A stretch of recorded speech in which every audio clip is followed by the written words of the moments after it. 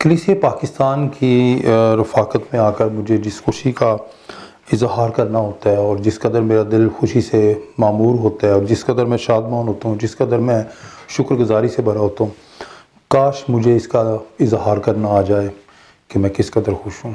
لیکن میں اس کا اظہار اس طور سے کرتا ہوں کہ میں آپ کے لیے دعا گو ہوں کہ خداوند مجھے موقع فراہم کرتا ہے کہ میں بارہا آپ کی خدمت میں آؤں، حاضر ہوں، آپ بارہا آپ کی رفاقت میں شامل ہو کر خدا کے کلام کے حصہ جات کو آپ کے سامنے بیان کروں۔ آج کا پیغام جو ہے وہ جہاں میں ہوں وہاں تم بھی ہو، یہ اس کتاب کا 21واں پیغام ہے، کھلے آسمانی دریچے۔ اس پیغام کا یہ اس کتاب کا یہ 21واں پیغام ہے جسے میں آپ کے سامنے پیش کر رہا ہوں۔ یہ کتاب میرے دوست ریورنڈ بلیک ویسٹن نے تحریر کی ہے، جو 30 سال امریکہ میں اور 34 سال جاپان میں خدمت انجام دیتے رہے ہیں۔ اپنی زندگی کے 86ویں سال میں وہ آپ سب کے لیے دعا گو ہیں اور امریکہ میں مقیم ہیں، اور یقیناً ان کا دل بھی شکر گزاری سے بھرا ہے کہ ان کے قلم سے ان کے قلم کا جو ان کی ارکریزی ہے، جو قلم کی قوت ہے، قلم کا زور اور قلمی گواہی ہے، وہ آپ تک پہنچی ہے، حالانکہ وہ دوسرے ملک سے ہیں، ایک دوسری قوم سے ہیں، اور کسی نہ کسی طور پر ان کلام تقریری کے حوالہ سے، کلام تحریری کے حوالہ سے، اور پھر اس براڈ کاسٹ کے ذریعہ سے جب خدا کے خادم کی وہ گفت و شنید اور وہ پیغامات آپ تک پہنچتے ہیں، تو اکثر میری بات ہوتی ہے کہ وہ کس قدر زیادہ خداوند کے حضور شکر گزاری کے نغمے گایا کرتے ہیں۔ تو آج کا پیغام یوحنا کی انجیل کے 14ویں باب کی 1 سے 3 آیت سے لیا گیا ہے۔ جہاں میں ہوں وہاں تم بھی ہو، تمہارا دل نہ گھبرائے، تم خدا پر ایمان رکھتے ہو، مجھ پر بھی ایمان رکھو، میرے باپ کے گھر میں بہت سے مکان ہیں، اگر نہ ہوتے تو میں تم سے کہہ دیتا، کیونکہ میں جاتا ہوں کہ تمہارے لیے جگہ تیار کروں، اور اگر میں جا کر تمہارے لیے جگہ تیار کروں پھر آ کر تمہیں اپنے ساتھ لے لوں گا، تاکہ جہاں میں ہوں تم بھی ہو۔ کیا آپ ایسا سوچتے ہیں کہ آسمان ایک عجیب اور اجنبی جگہ ہے، ایک ایسی کوئی جھولا گاڑی جس سے ہوتے ہوئے آپ لوگ بادلوں پر بیٹھ کر بنسی بجاتے ہوں؟ کچھ لوگوں کے خیال میں آپ فرشتہ بن جاتے ہیں، وہ آسمان کو ایک ایسی جگہ کے طور پر بھی دیکھتے ہیں جو یہاں کی زندگی سے بالکل ناواقف اور غیر وابستہ ہے۔ اچھی خبر یہ ہے کہ ان خیالات میں سے کسی بھی حد تک کوئی بھی درست نہیں ہے، اور نہ ہی بائبل مقدس ان خیالات میں سے کسی ایک کی بھی تائید کرتی ہے۔ مسیحیوں کے لیے آسمان کو اپنے گھر کو جانا ہے۔ آسمان کو جانا دراصل حقیقت مسیحیوں کے لیے ایسے ہے جیسے اپنے گھر کو جانا ہے، بلکہ یہ باپ کے گھر جانا ہے، وہ جگہ ایسا مقام ہے جس کی ہم ہمیشہ آرزو رکھتے ہیں۔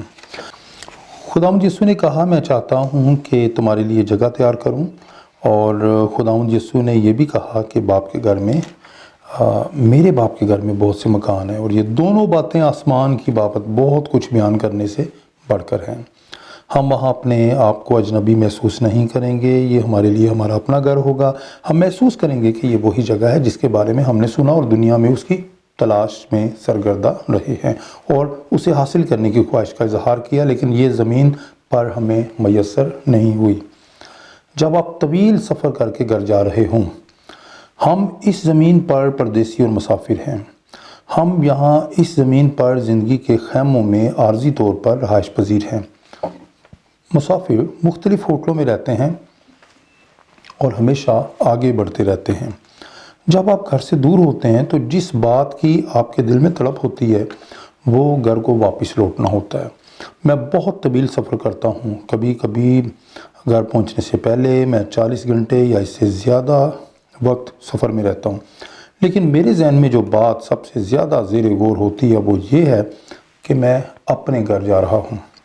عبرانیوں کی کلیسیوں کے نام لکھے گئے 11ویں باب میں مرد ایمان اور ایماندار عورتوں کے بارے میں بیان کیا گیا ہے، جہاں انہیں اجنبی اور مسافر کہا گیا ہے۔ اگر آپ دیگر ممالک میں سفر کرتے ہیں تو آپ کو مسافر ہونے کا احساس اور تجربہ ہوگا۔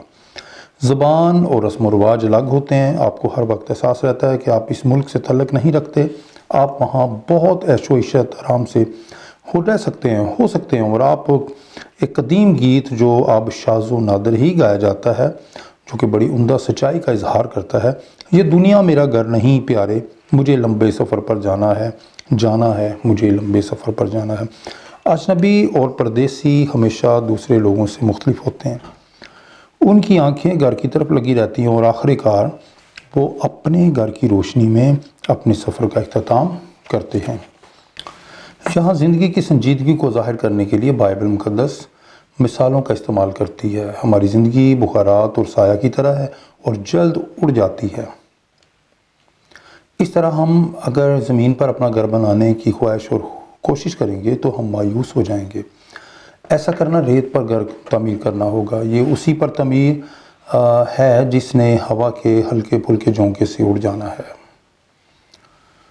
اب جب کہ ہماری توجہ ہمارے آسمانی گھر پر ہے تو ہم چیزوں کو یہاں مناسب تناظر میں دیکھتے ہیں۔ گھر خوشگوار ماحول، خوشی اور آرام کی جگہ ہے اور ہمارا آسمانی مکان ہمارے لیے سب کچھ ہوگا، بلکہ اس سب سے کہیں زیادہ خوشی آسمانی ماحول پایا جاتا ہے۔ جب آپ جنگ سے دور ہوتے ہیں تو گھر جاتے ہیں۔ کیسی عمدہ واپسی ہوتی ہے جب مرد و خواتین جنگوں میں لڑائی سے واپس لوٹتے ہیں۔ ان کا خیر مقدم کیا جاتا ہے، اکثر بڑی ضیافتوں کا اہتمام کرتے ہیں۔ ہم میں سے ہر کوئی روحانی فوجی ہے، ہم لڑائی اور جنگ کی حالت میں ہیں۔ کبھی کبھار ہم جنگ میں زخمی ہو جاتے ہیں، یہ جنگ شدید تھکا دینے والی ہے۔ جب جنگ اختتام کو پہنچتی ہے تو فتح کی پریڈ ہوتی ہے، لوگ خوشی کا اظہار کرتے ہیں، خاندان کے افراد والدین کو خوش آمدید کہنے کے لیے دوڑ پڑتے ہیں، اور جب ہم اپنے آسمانی گھر لوٹیں گے تو کچھ اس قسم کا استقبالیہ ہوگا کہ وہاں پر ہمیں خوش آمدید کہا جائے گا۔ اس بابت دوسرا تموتھیوس چوتھے باب کی 7ویں اور 8ویں آیت پر ضرور غور کیجیے۔ میں اچھی کشتی لڑ چکا، میں نے دوڑ کو ختم کر لیا، میں نے ایمان کو محفوظ رکھا، آئندہ کے لیے میرے واسطے راست بازی کا وہ تاج رکھا ہوا ہے جو عادل منصف یعنی خداوند مجھے اس دن دے گا، اور صرف مجھے ہی نہیں بلکہ ان سب کو بھی جو اس کے ظہور کے آرزومند ہیں۔ جب موت آتی ہے تو ہم مایوس نہیں ہوتے، میز پر خالی کرسی ہوتی ہے، گہرا صدمہ ہوتا ہے، غم ایک حقیقت ہے، آنسو آزادانہ طور پر بہتے ہیں، ہمیں پھر سے یہ آواز سننے کو کی آرزو ہے، لیکن ہمیں غم اور غم سے باہر دیکھنا ہے، ہمیں کہنا ہے وہ گھر پر ہے اور میں جلد ہی گھر کو جاؤں گا، جنگ جلد ہی ختم ہو جائے گی۔ اپنے پیاروں کے خوشگوار لمحوں کا تصور کریں، اگرچہ لاکھوں کی تعداد میں ان کو ضرب دیں، لیکن اس کے باوجود آپ کے نتائج آسمان پر میسر آنے والی خوشی سے قدرے کم ہوں گے۔ ہو سکتا ہے کہ ابھی آپ کو عارضی دنیا میں بیماری کا سامنا کرنا پڑے، اور ممکن ہے کہ آپ جان لیوا بیماری سے لڑ رہے ہوں۔ دراصل ہم سب کو ایک عارضی بیماری کا سامنا رہا ہے، ہم سب مرنے والے ہیں۔ زندہ مسیح گھر کا راستہ ہے۔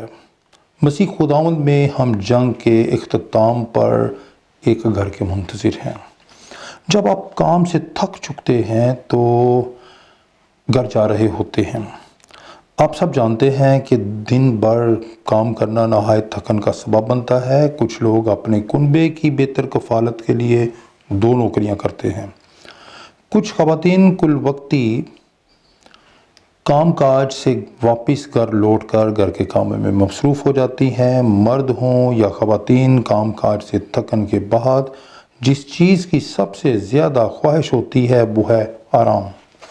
آسمان ایک ایسی جگہ ہے جہاں کام کاج کی تھکن نہیں ہوگی اور ہمہ وقت برہ کی عبادت سے تازہ دم رہیں گے۔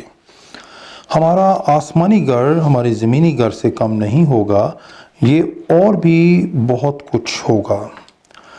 تعزیتی تقریبات میں اکثر پڑھا جاتا ہے کہ فلاں شخص فلاں دن اپنے آرام میں داخل ہوا۔ آسمان پر کام، آرام، موت کا ابدی آرام نہیں ہوگا، غیر متحرک آرام نہیں بلکہ تکمیل ہی حقیقی امن ہوگا۔ یہ خداوند کے ساتھ سلامتی، دوسروں کے ساتھ امن اور اپنے آپ سے سلامتی ہوگی۔ بائبل مقدس بیان کرتی ہے کہ آدم کے گناہ کا ایک نتیجہ یہ ہوا کہ انسان کا کام ایک جد و جہد بن گیا جو کہ تکلیف دہ ہے۔ آسمان پر کام بڑا مختلف ہوگا، وہاں عبادت اور پرستش کا کام ہوگا جو بڑا آرام دہ اور شادمانی کا سبب ہوگا۔ درد کا اختتام ہوگا۔ یہ کام ہمیں تھکائے گا نہیں بلکہ برہ کی خوشنودی میں آگے بڑھائے گا، اور وہ ہے پرستش اور ستائش۔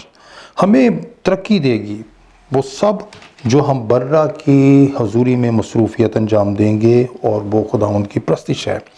جب ہمیں یہاں الوداع کہا جاتا ہے تو آسمان پر ہمیں خیر مقدم کہا جاتا ہے، ویلکم کہا جاتا ہے، خوش آمدید کہا جاتا ہے۔ خداوند یسوع بتاتے ہیں کہ ہمیں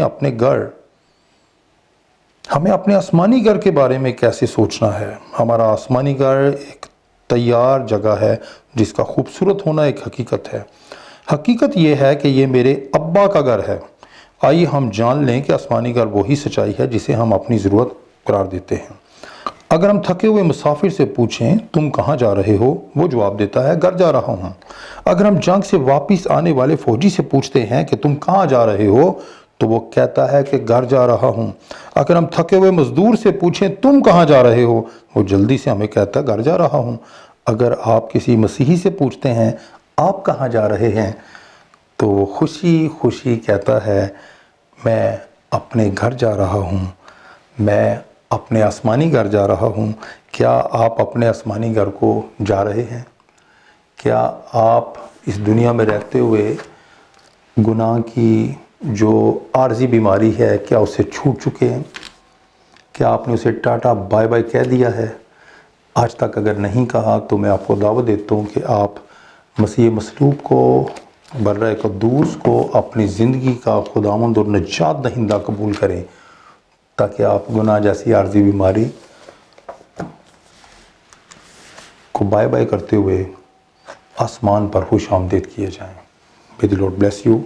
آپ کا خادم pastor Ishaq Kokar, Pakistan gospel network Karachi studio سے۔ بلیسنگز۔